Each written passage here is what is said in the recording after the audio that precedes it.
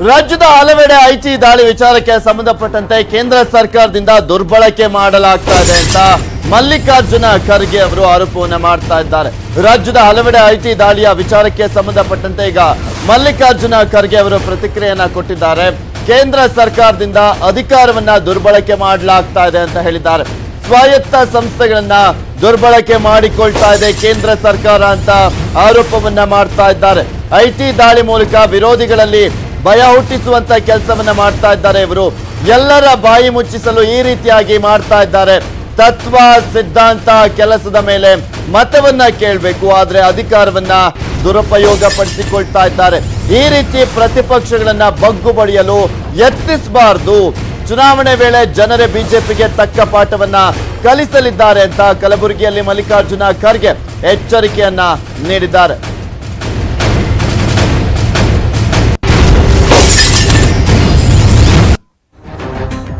ಸರ್ಕಾರ with vengeance act ಮಾಡ್ತಾ ಇದ್ದಾರೆ ಅಂತಕ್ಕಂಥದ್ದನ್ನ ಮೊದಲಿಂದ ನಾವು ಹೇಳ್ಕೊತ ಬಂದಿದೆ।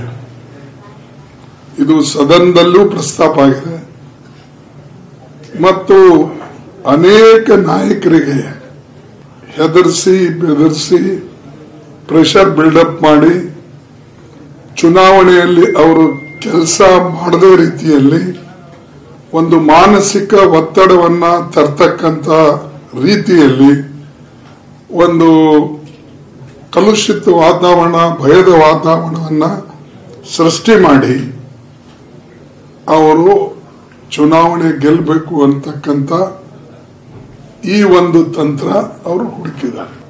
ನೀವು ಎಷ್ಟೇ ಹೆದರಿಸಿದ್ರೆ ಬೆದರಿಸಿದ್ರು ಕೂಡ ಜನರ ಮನಸ್ಸಿನಲ್ಲಿ ಏನಿರ್ತದೋ ಅದನ್ನ ಚುನಾವಣೆ ದಿನ ಅವರು ವ್ಯಕ್ತ ಮಾಡ್ತಾರೆ। ಆದ್ರೆ ಇವರು ಹೆದರಿಸ್ತಕ್ಕಂಥ ತಂತ್ರ ಬಿಡಬೇಕು। ಕೇಂದ್ರ ಸರ್ಕಾರ ರಾಘವೇಂದ್ರ ನಾಮಪತ್ರಕ್ಕೆ ಬಿಎಸ್ ಯಡಿಯೂರಪ್ಪನವರು ಗೈರಾಗಿದ್ದಾರೆ। ಹೆಲಿಕಾಪ್ಟರ್ನಲ್ಲಿ ತಾಂತ್ರಿಕ ದೋಷ ಕಂಡುಬಂದಂತ ಹಿನ್ನೆಲೆಯಲ್ಲಿ ಯಡಿಯೂರಪ್ಪನವರು ಹೋಗಿಲ್ಲ। ರಾಘವೇಂದ್ರ ನಾಮಪತ್ರ ಸಲ್ಲಿಕೆಯ ಸಂದರ್ಭದಲ್ಲಿ ಬೆಂಗಳೂರಿನಿಂದ ಶಿವಮೊಗ್ಗಕ್ಕೆ ತೆರಳಬೇಕಾಗಿತ್ತು ಬಿಎಸ್ ಯಡಿಯೂರಪ್ಪ, ಆದ್ರೆ ಅದು ಸಾಧ್ಯವಾಗಿಲ್ಲ। ಯಾಕೆಂದ್ರೆ ಹೆಲಿಕಾಪ್ಟರ್ನಲ್ಲಿ ತಾಂತ್ರಿಕ ದೋಷ ಕಂಡು ಬಂದಿರುವಂತಹ ಹಿನ್ನೆಲೆಯಲ್ಲಿ ಇಲ್ಲಿ ಪ್ರಮುಖವಾಗಿ ಬಿಎಸ್ವೈ ಎಸ್ಎಂ ಕೃಷ್ಣ ತೆರಳಬೇಕಿತ್ತು, ಆದ್ರೆ ಹೆಲಿಕಾಪ್ಟರ್ ಬೆಳಗ್ಗೆ 9:30ಕ್ಕೆ ಹೊರಡಬೇಕಾಗಿತ್ತು ಶಿವಮೊಗ್ಗಕ್ಕೆ। ಇಲ್ಲಿ ಪ್ರಮುಖವಾಗಿ ತಾಂತ್ರಿಕ ದೋಷ ಇದ್ದಂತ ಕಾರಣಕ್ಕೆ ಹೊರಟಿಲ್ಲ। ಹೆಲಿಕಾಪ್ಟರ್ ಜಕ್ಕೂರು ವಿಮಾನ ನಿಲ್ದಾಣದಿಂದ ಇಲ್ಲಿ ಪ್ರಮುಖವಾಗಿ ಅಲ್ಲಿಂದ ಹೊರಡಬೇಕಾಗಿತ್ತು ಯಡಿಯೂರಪ್ಪನವರು, ಆದ್ರೆ ಜಕ್ಕೂರು ವಿಮಾನ ನಿಲ್ದಾಣದಿಂದ ವಾಪಸ್ ಆಗಿದ್ದಾರೆ।